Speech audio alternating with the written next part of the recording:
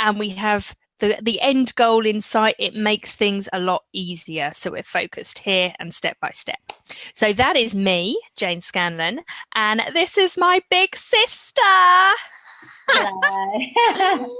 This is Kate Scanlan, who has been an inspiration to me all my little life, and especially in your career, because you truly haven't settled. You have been in the creative industry, ever since coming out of university, which you studied dance at as well. So we're going to go into I'm going to let Kate introduce herself, and then we've got some really good questions which will help you see her journey, but also help you with your own journey. Okay, introduce yourself, my love. Okay, I seem to have lost you. 1 second. Here we go. Okay, you're back. Hi, I'm Kate Scanlan. As Jane said, I'm her sister. I run my own business called Scanners Inc. And I've been working in the creative industries for 20 years this year, which is kind of mad. But I think if I look at it, I probably have actually been working in the creative industries longer, because when I was a teenager, I did this, I think it's called CCPR Sports Leaders Award, and I did my little qualification through teaching dance in the primary school that I used to go to, and then I suppose I kept doing teaching little bits of dance when I was a teenager, but then really for 20 years. So Scanners Inc. Has been going since 2012, and I started it really to be to give myself a bit of confidence. I think after I left Breaking Convention, I was a bit nervous about being on my own and not having a big organisation behind me. So having a name, having a brand, made me feel more confident. And I did have a company before that I'd actually incorporated called Dance 360, and I had this vision of having dance festivals all around the world, hence the 360 bit. And I was really passionate about the idea of the circle, and in hip hop, the power of the circle. And I was kind of like, oh, amazing. But then I just sort of felt that it was too limiting, because I didn't just want to do dance anymore. I wanted to work really cross art. So I couldn't get Art 360, Culture 360, Event 3. I couldn't get any of those names. I just thought, okay, what could I do? So I decided I would pick one of my nicknames, and I had two nicknames. One was Scandalous. And I did think Scandalous Productions had a good ring to it, but I thought I might not get Arts Council funding. And so on a tour in Bradford, actually, with Breaking Convention, we were talking about, I really wanted to have a blog, and I was like, maybe I'll call it Scanners. And someone said, oh, you should call it Scanners Inc., like INK, because it's Scanners writing. And it was Jane actually that told me a couple of years later, when I was doing it for real, that I should actually not call it INK, because people thought it was a tattoo parlor. So it became Scanners Inc. INC. And basically, Jane asked a question, who do I help? And that sort of made me think a bit, really, because I thought, oh, I don't know, who do I help? What do I do? I mean, I do help creatives, producers and artists to accelerate their career, do their creative business better through my Sofa Sessions program. And then through my events, I was like, really, who do I help? I kind of make events like put out there that I want people to come together and be unified and have a great time. So I guess I help people have fun. Yeah, that's what I was going to say. You help people have fun. So if someone has a brilliant business model out there for making people have fun, let me know. Well, I think you've got it. So, the events that you have put on, obviously I've been to a lot of them. But what I love about them is that it's cross-cultural, cross-sex, cross-age. It's across the absolute board. And it doesn't matter how old you are, how young you are. Well, sometimes how young you are, depending on just the time of day. But it really doesn't matter your background or anything about you, as long as you're there just to have fun and enjoy some music and enjoy some dancing and enjoy some arts. And I've met, 70, 80-year-olds at your events at the same time as I'm dancing with 20-year-olds, or, my little 7-year-old. Yeah. Well, that is So, a part of it. I think it's really important. And actually, one of the inspirations for this, and you may remember this very differently to me, because obviously we're sisters, but for me, when it was the 80s and we used to go out, in my mind, we used to go out a lot in the daytime and go and discover things. So I remember going to Covent Garden and seeing all the B-boys and the poppers and people spinning on their heads. And that must have been around, I don't know, 83, 84, because we were young, but we were old enough to remember. So I reckon I was probably about 7, you were about 4 or 5 maybe. So I remember that, and then I remember seeing these weird people waving hankies around, and Mum was like, "Oh, they're Morris dancers." yeah, I remember the old Morris dancers. You don't see them anymore. No, I know. Let's bring them back. Well, they are still there, Jane. I know. Morris dancing and hip hop. But, and I remember like poets and like Speaker's Corner and all this kind of stuff. And I think that's why my events reflect that, because back then in the 80s, like fashion was about self-expression. Everything seemed to be just stumble upon things in the street and everybody just get on with their thing. And I think we're missing that now. We're all in our lanes and we're kind of going, and there's no space really for just to hang out and see what might happen. So I think really, do you remember that from our childhood?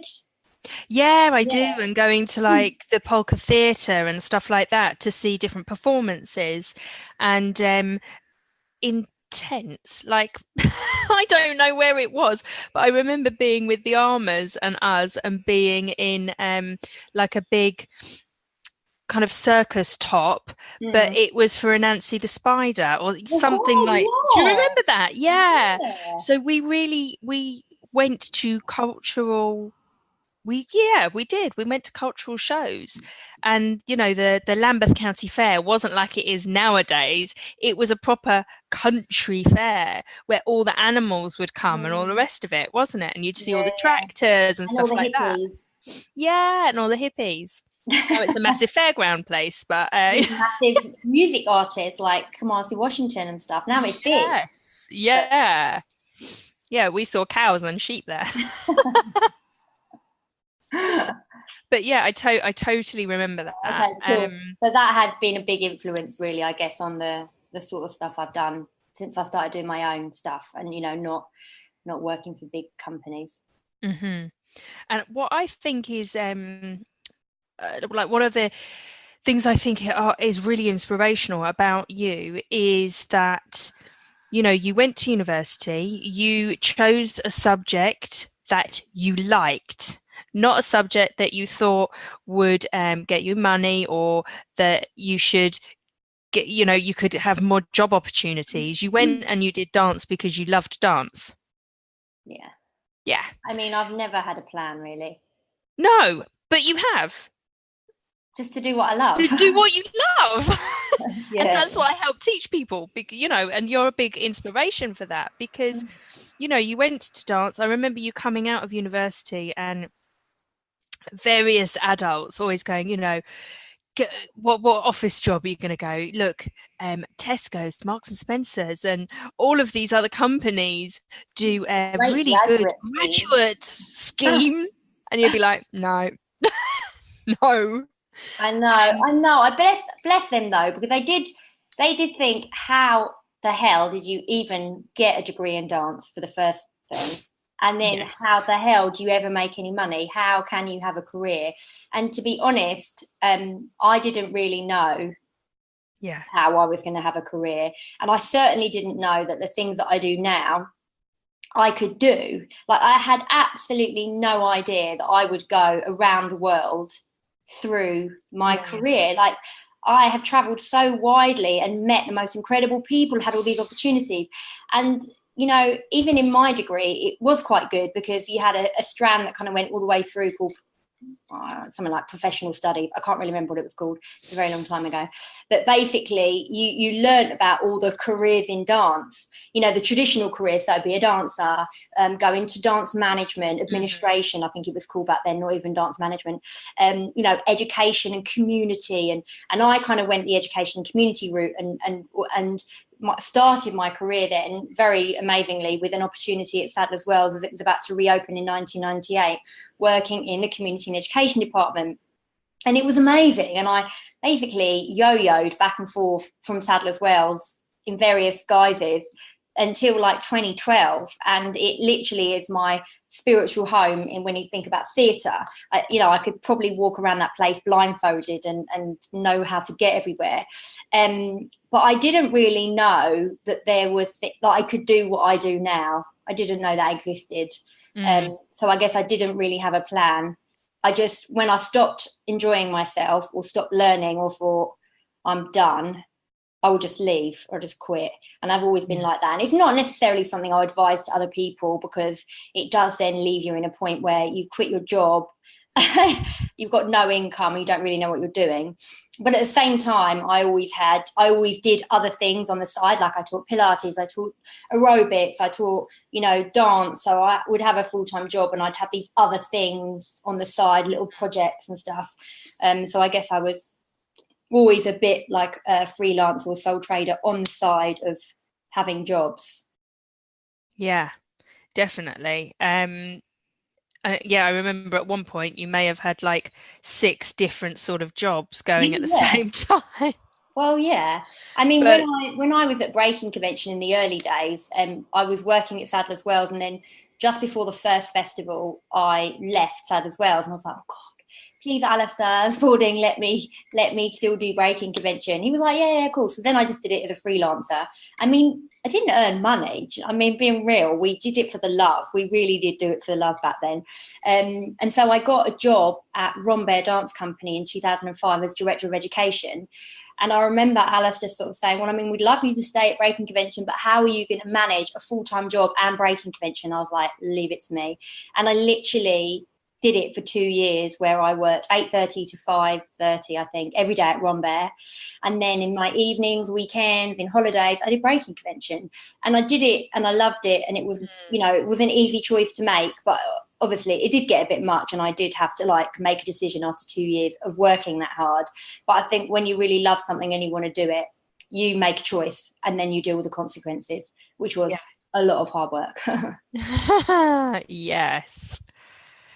Okay, so we have kind of covered the first question of how did you start on this path? Do you want to add to that, or are you cool with? I think the only thing I would add maybe is that a lot of people now look at people like me and think, oh my God, they've got it made. They're doing all these big things, and I would say, I'm just putting my slippers on, my feet got a bit cold. I have always had big ideas. I don't have small ideas. I never have small ideas. And I remember Michelle at Breaking Convention, after I left Breaking Convention, I was like, Shell, this idea, and how am I going to make it happen? And she was like, that's a gold level, Kate. Perhaps you should scale it down and do a bronze level to start with. And I was like, oh, okay. And actually it was really good advice, because I have then learned to take an idea and then to scale it down if I can't do the big one, or, if it needs to be made smaller without losing the integrity of it. But mostly I just have to pause it for a few years because I need to do it the scale I want to do it, which is usually quite big. But, when you're starting out, I think or maybe this is getting onto one of your later questions, but I think when you're starting out, you just have to follow your heart, I would say, and just get involved in as many things. And, if you're a choreographer, you have to make as much work as possible. You have to just get work out there. And I think it's the same, if you're an artist working in an education context, again, you've got to work with as many different companies. Artists are what I did. I worked in schools, in colleges, teaching A-levels, for dance companies, for venues. I worked on festivals. I literally got myself involved in everything. I remember once at Sadler's Wells, Trisha Brown, rest in peace, she's passed away now, but Trisha Brown was coming to London. If you don't know Trisha Brown, she's an incredible contemporary dance choreographer, and she did this really beautiful work that I personally really loved. And she was coming to London, and there was no one really in the programming team that was available because it was a bank holiday weekend, so I wasn't in the programming team. So I said, I'll go and meet her. And I was like, why would you give up your bank holiday weekend to do something that's not even your job? But I really love Trisha Brown. And I had this whole story. I won't tell it now because it's a long one. But we just had this brilliant time. And for the rest of her trip, I just get these phone calls every day like, hi, Kate, it's Trisha. I was like, oh, hi, Trisha. And she'd be like ringing me out, can I have a massage and all this stuff. But she was so cool. And again, it's not something you'd ever put on your CV, but it was a really lovely experience that gave me a sense of another bit of the world that I was working in, you know, artist pickups, artist liaison. And so I just say get involved in everything. Yeah, and it's very much as myself and other coaches teach, that if you want to work with people, hang out with them. If you want to upgrade, you just go and hang out with them. Find a way. And you did that subconsciously. You were just doing that. You knew the names, you knew the people you liked. So you would just go hang out with them for free or paid or, you know, whatever. But it's building your network, isn't it? And I mean, it yourself. is. I didn't really realise that. I remember another time subconscious. talking to Mikhail Baryshnikov, and everyone was like, oh my God, Kate, what are you doing? Sitting down with him in the cafe. And I was like, well, honestly, I just really love the show, and I just really wanted to talk to him. And like Mikhail Baryshnikov, like incredible Russian ballet dancer, and now doing a lot in contemporary dance. And I did ask him politely if I could just have a moment to chat to him. But I really just wanted to talk to him about his work and the impact it had on me. And it wasn't a long conversation. I was like, you know, thank you very much for just giving me some time. Enjoy your day. And I walked off. But everyone else was like, you are insane. But I think it's really important to remember that people are people. They are like you. They just got to a place that you put them on a pedestal. They are incredible. People. So you have to also be respectful because of who they are, they get approached by a load of people and they might not want to talk to you, and that's cool. But you shouldn't be weird around them. And I always think, like, you know, any celebrities I work with or am around, you just got to kind of ignore that bit of it and just be really cool with them because they're just like normal people. And I always say to anyone that works with me, talk to people every day in the street. So random strangers, talk to at least a random stranger a day. I mean, I talk to random strangers all the time. I really enjoy it, you know, but it's actually really, really good practice for your career because if you're used to talking to random people, you're used to just having conversations with people you don't know, which is really important. But usually when you strike up a conversation on the bus, in a taxi, on a tube, someone will say, what do you do? And you have to say, what do you do? And actually, we're usually really rubbish at saying what we do. And it's really good practice. And then you get to know, or you get to see that person's really excited. Or actually, God damn it, that person works in my sector or works in a sector that can influence. And then you can like tweak and you can, you can change what you're saying because you can see that they're liking what you're saying. So you can give them a business card or whatever. Or you can go, this conversation needs to be shut down. They're not interested. I'm boring them. And then you can move on. But, do talk to people.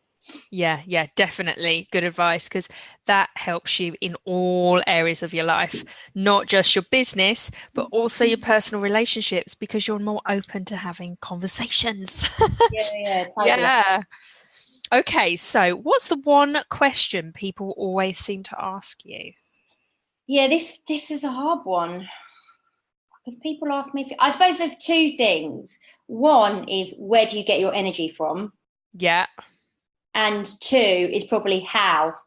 How do you? And then insert raise money, make a festival, influence people, But I think, people are always like, oh, how come you've got so much energy? Or like going, and how do you keep doing it? My lodger is always like, can I have a blood transfusion, please? Because I think I need some of your blood in my body because I don't have anywhere near the energy that you have. I haven't given her any of my blood, just so you know. But I think when you love what you do, and also when the buck stops with you, when it is your business, you can't go, I can't really be bothered. You have to find a way. You've got to find the energy. You've got to find the way to make it happen. And I think a few years ago, I was talking about this actually on Monday night. I was on an Instagram live with somebody, and I was talking about, you know how there's SMART goals, you know, smart and specific, measurable, you know, and you can set those, you can look at setting goals using those things so that you are more likely to achieve your goals, basically. They're realistic.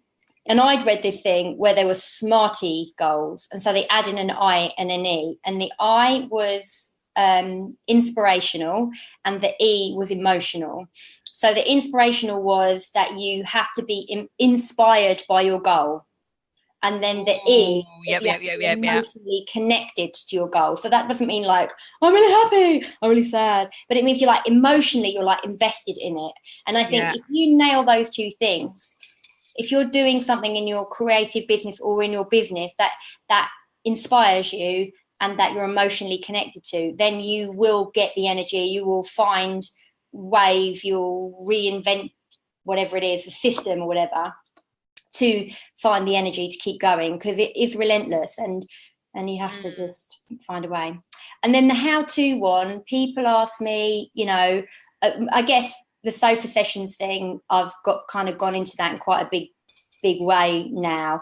But you know, how do you raise money? How do you start? How do you? And I guess that's the whole point of sofa sessions. It's kind of like giving some tools to you, but it's not saying this is how you do it. You have to do it this way, because actually you don't have to do it the way that I do it. And the way that I do it, I've built up from 20 years of my experiences working in venues, working in corporate companies and commercial companies, working for myself. And you know, you find your own way of doing it, but there's like always a foundation of knowledge that, you know, in every sector, the foundation of how you do things. And so I guess a lot of people ask me about the how you do things. And this week we've been talking a lot about how do you do GDPR and the new data. And that is confusing because obviously I'm not a legal expert, but anyway. Yes. You know, you have to keep learning. So yeah, I guess they're the two things. Where do you get your energy from and how do I do ... So you've mentioned sofa sessions, and I've put a tag in the thing underneath on Facebook for the time, because put in the link for sofa sessions, because sofa sessions is like creative business coaching, you know, almost, isn't it? It is. So you go into detail about what events. It's about everything. It's so we do things like how to find out your why and your purpose, how to articulate that, how to network, how to influence promoters, how to do international touring, how to fundraise, how to develop your audience, all those kind of things that, you know, all the building blocks that you need to be able to run a successful business. And a lot about mindset, actually. I think the mindset is the bit that you look at before you do the kind of technical stuff in some ways. And it's called Sofa Sessions because I started it by meeting people 6 years ago in the BFI bar on a sofa with a cup of tea and a piece of cake, and we met once a month and we were having these sofa sessions. So it's informal knowledge and networking sessions, really, but it's creative business coaching. Yes. So put a link in underneath the video on Facebook for how they can kind of connect to you and get involved in sofa sessions. I will. We're just about to relaunch it, actually. So we're relaunching in the next month, if I can do all the work in time, with a kind of new sort of 2-stage approach. So there'll be 2 groups now. So there's I'm calling it Skill But Stuck. So people that have been in the sector for sort of 5+ years, and they've got their aesthetic of whatever it is they do, and they're kind of building a reputation. People know who they are, but they're kind of stuck. Like, how do they shift to the next level? And then the other group is box fresh, like a nice clean pair of trainers. So it's for the really, you know, fresh into the industry. They might be just about to graduate. They might not have gone to university. Might be just doing it themselves. And so it's more about sort of how do you establish yourself. So but yeah, I will be launching that in the next month, so I'll put some information up. Wicked. And what is your mission in life? Hello, Carol. Hello, Talita as well, who are watching right now, and Roy. Hi, everyone. What is my mission in life? Yeah, what's your mission in life, Kate? I think it's to make the world a better place, quite frankly. Yes, I want to sing Michael Jackson now. In a Well, better me too, yeah. place. I think it's really important that in amongst all the like challenge in the world and and the pace and the speed of the world now, that there are moments in it when we stop and we enjoy and we celebrate together, and those moments of unity, I think they're really, really, really important. I think my other mission is around supporting artists that I love and respect, and that's both by giving them great work, but it's also by sort of helping them, nurturing them, and letting them go off and do their thing. And it's brilliant when you see people that you've worked with, even in the smallest ways, like Vogue. I think it was a Vogue. Somebody just did a feature on a young dancer, and I remember the first time I saw her, she auditioned for Breaking Convention. I think she was like 6 or 7, and she was like, Wow. so dynamic, and she's 16 now, and she was so small, and I was like, where do you get your energy from? And she was like, chocolate croissants. And it just really made me laugh. I put it on Facebook this week actually, and now she's been in Matilda, the West End musicals, and she's done all this stuff, and she's been in hip hop competitions, and I think there's lots of other artists that I've worked with, and I've got them funding, or I've helped them position themselves, and then you're seeing them and they're flying, and it's just really brilliant to see people succeeding, and it's great. Yeah, it's the ripple effect, isn't it? Yeah, it is. Helping. And nobody knows half of the people that you've had an impact on, and sometimes you don't even know that you've impacted people, and that's a really special thing, I think, because it's really nice when someone says, oh, thank you, Kate, you really, really helped me, this was amazing. And it's like a public declaration, like, oh, wow, it's really touching. But actually, you're not doing it for the thanks. It's lovely when it comes, but, there's so many other people. I got an email today from someone, and he's like, I love your event, your bridge. I'm like, I can't even believe he's even heard of it. Do you know what I mean? Yeah. And I think, so I think, yeah, if you're doing it for getting the praise and being like, yeah, I did this, I think it takes on another kind of thing. But if you're doing it to help people and uplift people and skill people, and then let them go, and not be about, oh, I helped them in 1984, I helped that person. You know what I mean? I think for me anyway, I wouldn't feel comfortable doing that. I know the role I've played in things, and that's cool. Yeah. And you're right in saying, you don't know who you have inspired. I remember just, 2 years ago when I started running on the school run, a mum who didn't even go to the same school as me, she would see me in the morning, and after 3 months, she stopped me and said, congratulations, well done. I've been watching you, and I really feel like I need to get my trainers out. And I'm like, oh, we'll only do it like when you're ready to do it. Anyway, she did. She got her trainers out and she started running, and she lost 3 stone. Oh, I didn't even know. I still don't know the lady's name, but we'd always like, hi, hi. oh, And, wow. yeah. So you just never know who you could inspire. What have you learnt that you wish everybody knew? Oh, this is a good question. Don't compare yourself to other people, and do you. That is it. I've spent my whole entire life comparing myself to other people, and it's really, really in the last 5 or so years, maybe a little bit longer, that I haven't done that. And I've realized that there's that thing about nobody in the world has the collection of experiences that I have, nobody. And so therefore only me will think of things in the way that I think of them. And so that means there's a place for them. And I remember, I think it was you actually, you were like, Kate, everyone's having ideas around the world, and someone else is having your ideas right now. I remember at the time thinking, yeah, right, they're not. Of course they are. But the thing is, no one is going to make them exactly like you. Yeah. And also, it's only an idea until you put it into action. So you have to put it into action. But I think this kind of comparative behavior, like compare yourself to everybody else, it's really, really crippling, and it can really stop you from doing things. And even now I have to sometimes check myself, because I'm like, how did they get all those gigs for the summer? I haven't got anything. I haven't got and you can really, really compare yourself to other people. You have no idea the struggle that anyone else is going through. Mm-hmm. Nobody knows what I've done to get to the point that I've got to, or how hard you have to work. I shared a post on Instagram yesterday by I Am Sarok, who's from Sons of Noise, and he was just putting a video post about support events, buy your tickets, because for a promoter, if you're not buying tickets, they don't know if the event's going to work.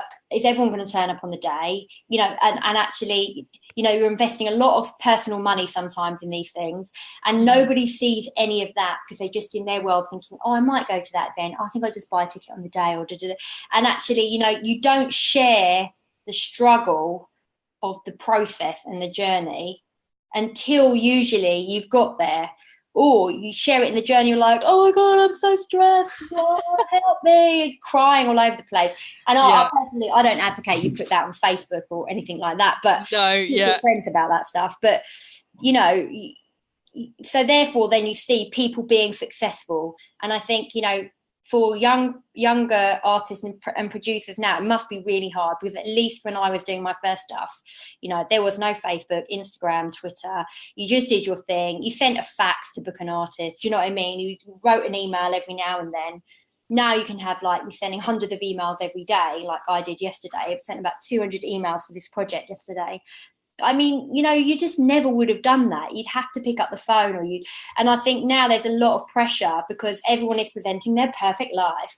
This is my perfect life and my perfect business. And so I think the thing I want everybody to know that I've learned is that if you are truly yourself and you truly follow the ideas and the way of doing things that you want, you will create something unique.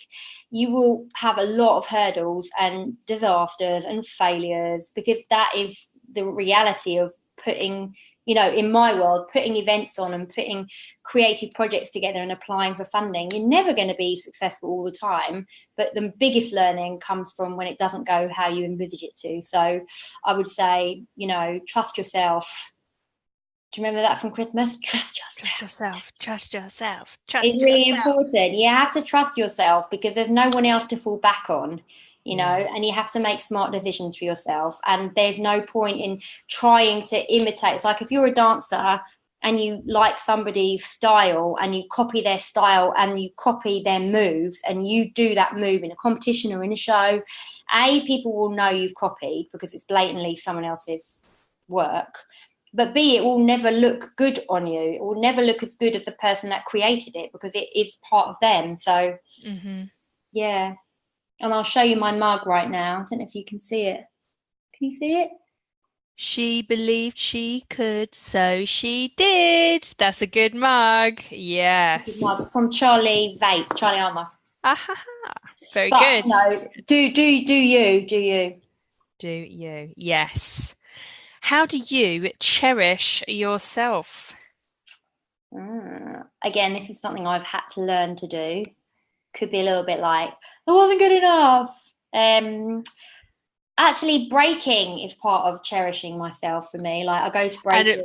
Everybody that doesn't know what breaking means. Like b-boys, some people call it breakdancing, but it's not really called breakdancing. It's called b-boying or breaking. The hip-hop dance, original hip-hop dance, and I love it. And it is such a release to just go and dance to great music. And I sort of do a one-to-one session most weeks and a group class with a guy called Pervez, and I love it, and it is just really good. I also do yoga, which I really, really love. And I'm trying to teach myself to meditate. So I'm trying to do meditation. But, at the moment I'm working back for myself now. So I'm at home. This week I've been at home. I meet every day. I haven't really had any reasons to leave the house. Mm-hmm. So I have been getting up, and I went this morning just to walk around the block, just to get out, speak to a random old man on the street. And so I think, taking time, or yesterday I didn't feel great. I didn't feel very well yesterday, and I just thought I really need a nap. And I thought, all right. So I went for a nap, and I set my alarm, but I totally slept through it. So rather than sleeping for half an hour, I slept for 2 hours. But I clearly needed it, and I did much more productive work after I woke up. So, things like that, little things, days when I really don't feel like doing anything, not doing anything. When you work for yourself, you have that luxury. You could choose not to work on a Wednesday because the weather was amazing and you just didn't feel like it, but then you're going to work on Sunday. And there's other times when you're about to launch a new product or an event, or you've got something coming up, and you just have to work all the hours. And so you have to learn, I think, when you work for yourself, to manage yourself and look after yourself. Yeah, definitely. And it is the little things. It is like taking that moment to have your tea or coffee, but make it a mindful tea or coffee. That 5-minute meditation, the acupressure lie down thing that you've got. Oh God, What's yeah, I that haven't been called? using that lately.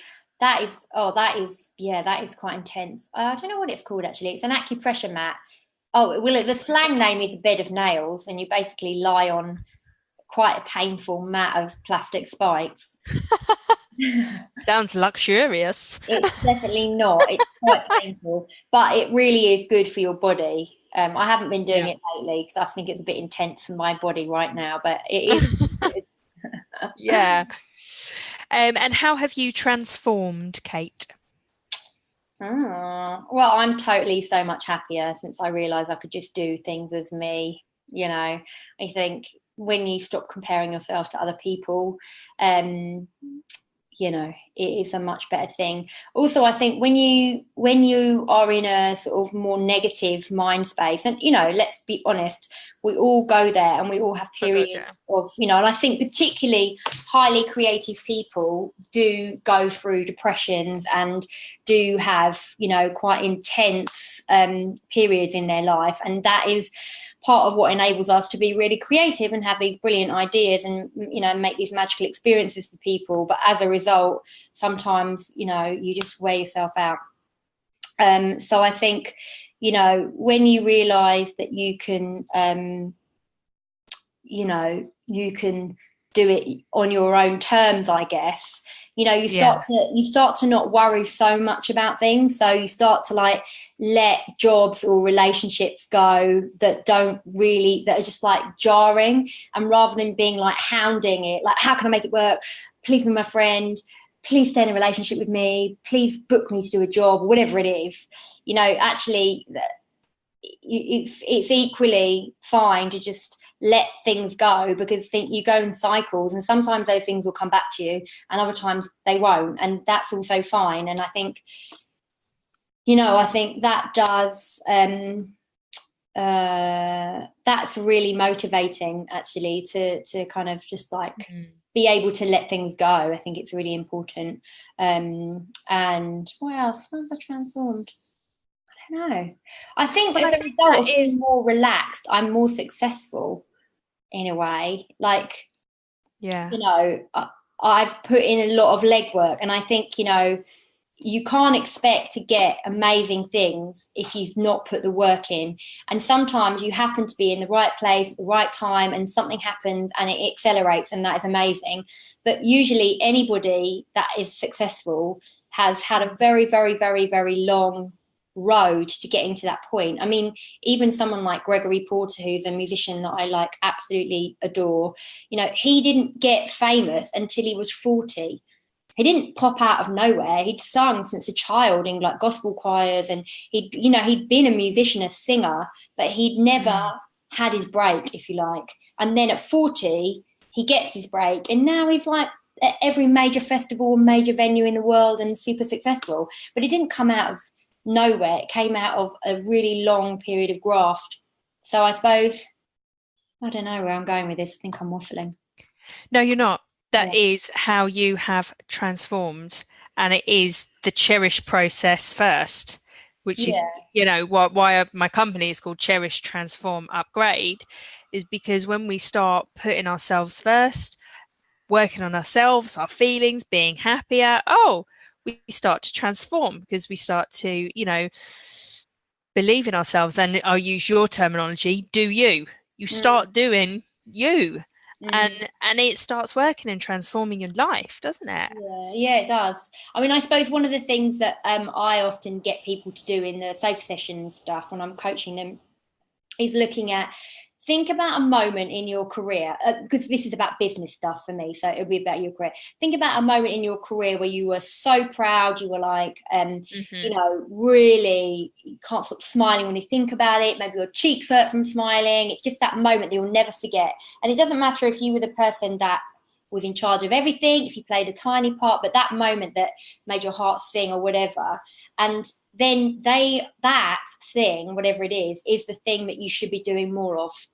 Because when you're in that place of being like really joyful, you're alive, like everything's working, is that all the connections, you're using all your best bits, and You're you're in in a place flow. where you are in the best spot for you. That is the bit that you develop. And then if you start to think about all the other bits that you've loved in your career, or all the bits that you haven't loved, well, generally they're not bringing out the best in you.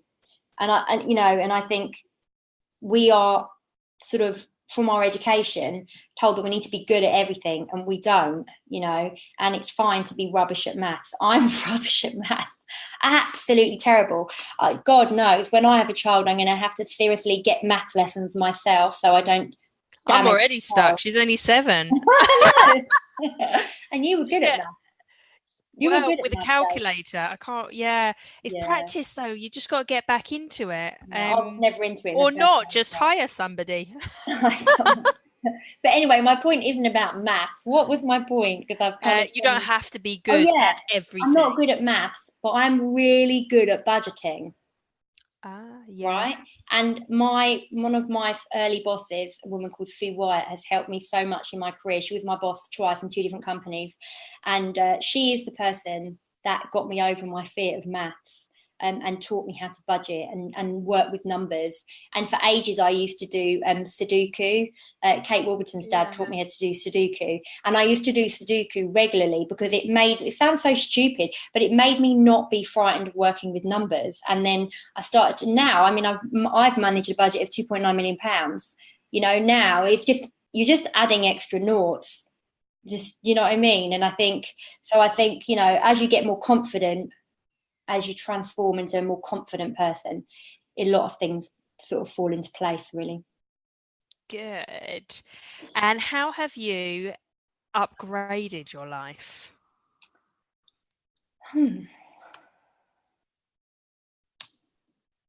That's an interesting question. I might say something a bit which you won't expect now, but I suppose one of the things I upgraded my life in was getting my own place. Right, that is a definite upgrade because I have my own place and I'm really happy here, living here. But to get it, I had to do something I didn't want to do, and I had to go and get a full-time job, and a super stressful full-time job. And yes, I did learn loads and have some amazing experiences, but essentially I had to do what I did not want to do to upgrade my life. And it was a really challenging, the most challenging 2 years ever of my career. Yeah. So I think, you know, but I did upgrade my life and I got somewhere that I really love. So that's cool. And then I guess leaving the job equally upgraded my life. Yeah. The Because thing I put is, with myself that first. decision you made to go into that job, what was sold to you was a really amazing creative job. So you weren't selling out, but when you kind of got there, it was one of those steps to your dream life. Yeah. Yeah. It was the quickest, easiest way to get this position. And you've been and rejected many job offers. Yeah. But you accepted this one because it was what you wanted. Now, when you showed up, it wasn't quite, it wasn't that, but you got your house and you made it work for you. Yeah, totally. And then Yeah. I chose the right time for me to leave, and Yes. now, you know, it feels like I think, and maybe this comes from experience, but I'm also a very slow learner. And so even in my astrological chart, it's like, yeah, it's going to take you a long time to do anything. And so that is quite reflective of me. So it's taken me a long time to get to a place where I feel, you know, confident and happy in who I am. But I think making the decision to leave was also very much about, you know, transforming and upgrading my life, because I'm quite clear about how I want to work and how I want my working environment to be and the sorts of things I want to spend my time on. And I can spend my time on many things. You know, I'm really good at strategy, I'm really good at fundraising.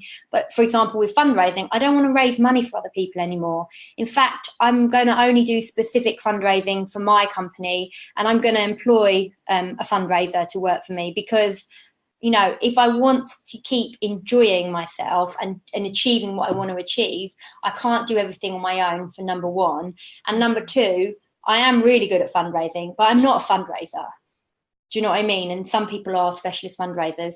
But I think, you know, for the first time of quitting a job with nothing to go to, which I've already explained is my sort of trait, I didn't panic.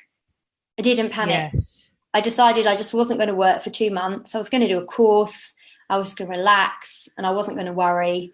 And I didn't worry. And I'd never had, because normally I would quit and then I would be sort of fine. And then I'd be like, oh my God, what have I done? And I'd freak out and I'd be Yes. stressed and I'd be like all dramatic. And this time I just been like rolling and just like really content, and just having lots of big sort of meetings with people that inspire me about ideas. And the funny thing is that I'm getting more inquiry emails through Scanners Inc. that aren't junk trying to sell me fake sunglasses than ever. Really interesting connections coming through. I'm getting interesting replies to my inquiries, like I'm making about venues or, you know, ideas I want to do, and Yeah. people coming back out on the back of another email saying, oh, by the way, we'd also really love to discuss a collaboration with you. And it feels like it's, you know, it's the right time for me to be in this place. And I think, you know, all the thinking about, you know, the sorts of projects I wanted to be doing and the sort of life I wanted to be living and the people I wanted to collaborate with, you know, it feels like it is the time for some of that to start happening. So I Yeah. think the risk and the hard work maybe are starting to deliver.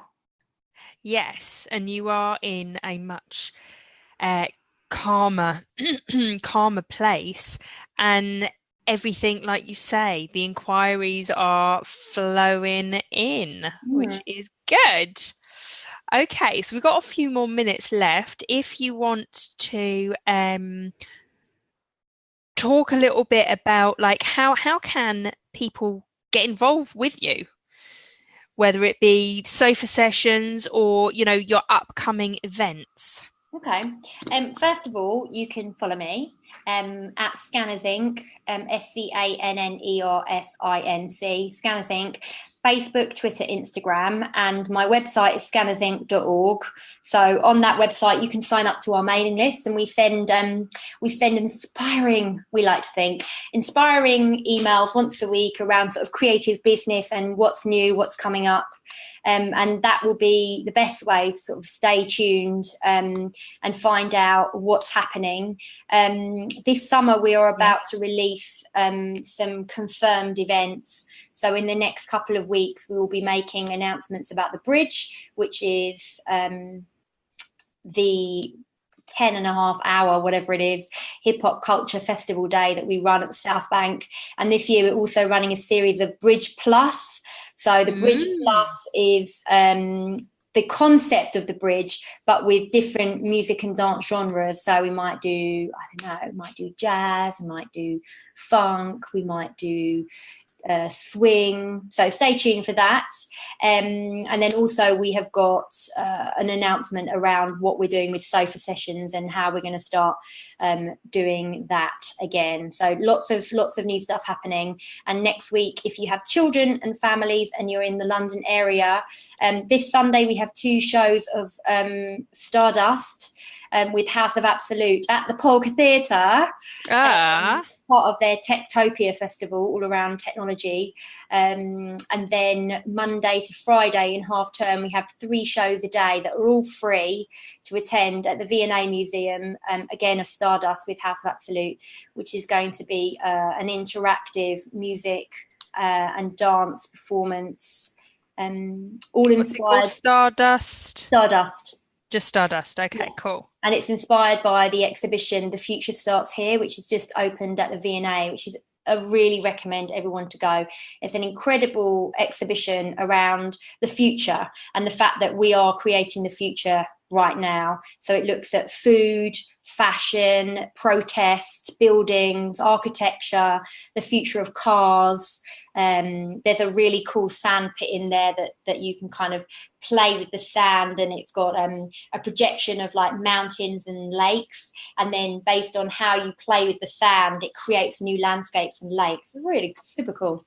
That sounds amazing. Okay, thank you, Kate. Thank you. It's been a pleasure to have you on, and we will see you again soon. And do put your links in. I've typed everything in that you were talking about. So just put your link to your Facebook, Instagram, anything else you want to pop in there, go for it. Brilliant. Okay. Thanks for Fabulous. having me. Mwah! Love you. See you. Pleasure. Bye. Bye.